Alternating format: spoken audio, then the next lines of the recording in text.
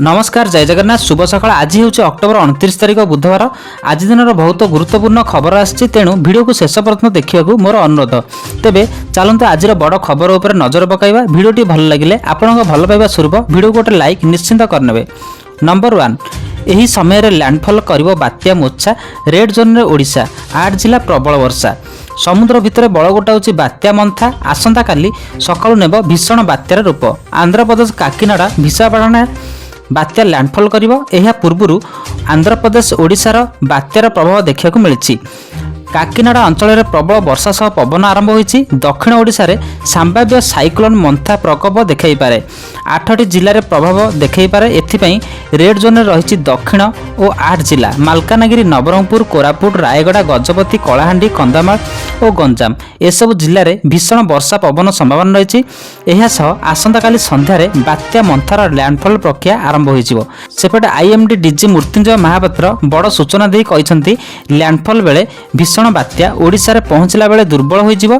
दक्षिण ओडिशा दे बात्यार छत्तीसगढ़ मुहां हेबो। मालकानगिरी, गंजाम, गजपति, रायगड़ा, कंधामाल, कलाहांडी और नवरंगपुर रे एहार प्रभाव पड़िबो। ओडिशा रे बात्या दुर्बल होइथिबारु 60 रु 70 किमी बेगरे पवन रहिबो। 28 तारिख राति 29 सकाळ भितरे बेसी प्रभाव पड़िबो।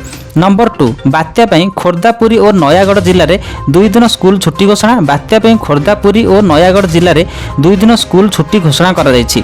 एहा जिला गुड़िकर स्कूल सह अंगनवाड़ी केन्द्र मध्य 28 और 29 तारिख में छुट्टी रहिबो बोली सोमवार दिन जिला प्रशासन पक्षरु सूचना दिया जायछि। बात्या पई सरकारी बेसरकारी केंद्रीय समस्त स्कूल छुट्टी रहिबो। पिला न आसिले भी लोकों का आश्रय पई स्कूल खोला रहिबो। स्कूल शिक्षक माने एहार तदारखा करिवे। पूर्वरु विद्यालय और गणशिक्षा विभाग पक्षरु दक्षिण ओडिशा रे 8टी जिले में स्कूल छुट्टी घोषणा करा जायछि।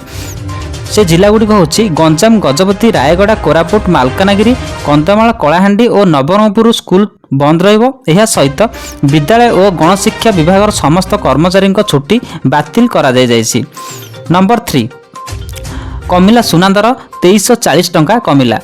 सुना और रूपा दर रे ह्रास धारा चलित सप्ताह मध्य अव्यवहित होईछि। गत सप्ताह आरंभ होइथिबा एही धारा रे उभय सुना और रूपा सस्ता होईछि। आज भुवनेश्वर रे 22 कैरेट सुना रे 10 ग्राम पिछा दाम 2150 टंका ह्रास पाई 1,13,000 टंका खसी जाइछि। सेहीपरि समय रे 22 कैरेट सुनार 10 ग्राम पिछा दाम 2340 टंका ह्रास पाई 1,23,280 टंका होईछि। रूपा केजी दाम 1,70,000 टंका अपरिवर्तित रही। गत धनसेज बेलू रूपा दाम रेकर्ड 2,07,000 टंका को वृद्धि पाइथिला।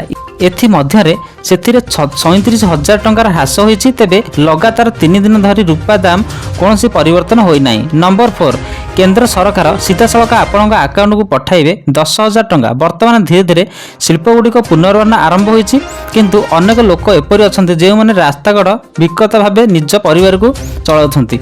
सेमानकर व्यवसाय एपर्यंत आरंभ होई नाही। सरकार देउछन् 10,000 टंका। एपरि परिस्थिति रे जदि आपण किंबा आपण जानिथिबा व्यक्ति अर्थ अभाव हेतु रास्तागढ़ विक्रेता हेबाकू सक्षम हेउ नाहंती तेबे आपणक पई खुशी खबर अछि।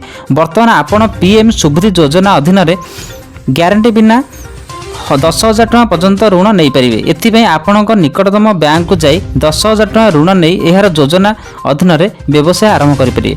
नंबर 5 आसीगला तारीख नवेम्बर मास। एही दिन चाषी अकाउंट को जीव पीएम किसान योजनार 21तम किस्ती। प्रधानमंत्री किसान सम्मिति योजना अधीन रे देवव्यापी कोटी कोटी चाषी को लाभ प्रदान करछन्ति। एही योजना अधीन रे एही पर्यंत मोट 20टी किस्ती पठा जायछि। वर्तमान चाषी माने 21तम किस्ती पई अपेक्षा करछन्ति जहाँ नवेम्बर प्रथम सप्ताह रे प्रदान करा जाय बोली आशा करा जाउछि। यह थिला आजिर मुख्य 5टी खबर। एभली ताजा खबर पाइबा पई एसपी टीवी ओडिया को सब्सक्राइब करी पाखे बेल आइकन टाको ऑल रखि दियंतु जहाँ द्वारा हमर समस्त अपडेट आपन सर्वप्रथमे पाई परिबे।